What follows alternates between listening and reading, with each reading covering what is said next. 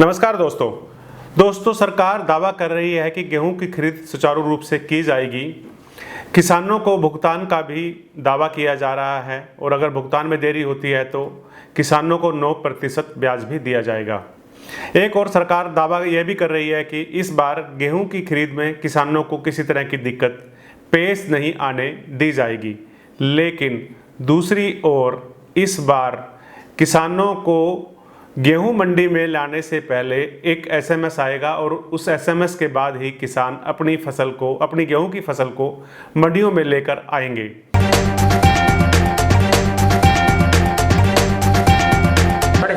Trolley लेकर आई दो आज उन्होंने एक नंबर दे दिया, सीरियल नंबर 9। आज अंदर आरती गई, आरती बोला भाई बात करो, सेक्रेटरी से बात करवाई, सेक्रेटरी बोला भाई हो जाओ गेट पास कर देगा। एक तो हमारी जेरी टूट गया, गेट पास नहीं दे रहे।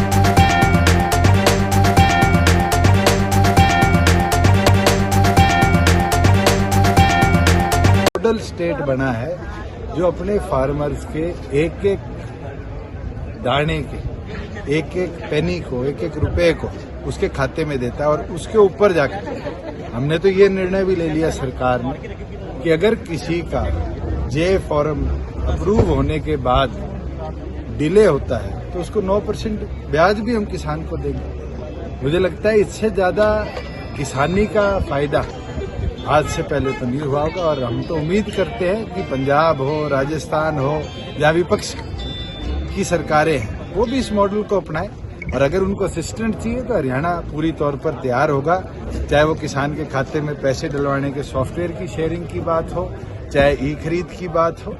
हम पूरी तौर पर नेबरिंग स्टेट्स का भी सहयोग करेंगे अगर वो हमारे को डिमांड पुट करेंगे। सरकार के इस निर्णय से किसानों में काफ़ी दिक्कत पैदा कर दी है, क्योंकि किसानों को गेहूं की फसल बड़ी तेज़ी से कटाई करनी पड़ती है और गेहूं का सीज़न मात्र 20 दिन का है और इन 20 दिन में किसान कटाई भी करेगा और अपनी गेहूं की फसल को मंडी में आके बेचेगा भी। अब इतने कम समय में किसान आखिर इतनी सारी औपचारिकताएं या इतने सारे काम कैसे पूरे कर सकता है, यही समस्या किसान के सामने अब खड़ी हो गई है।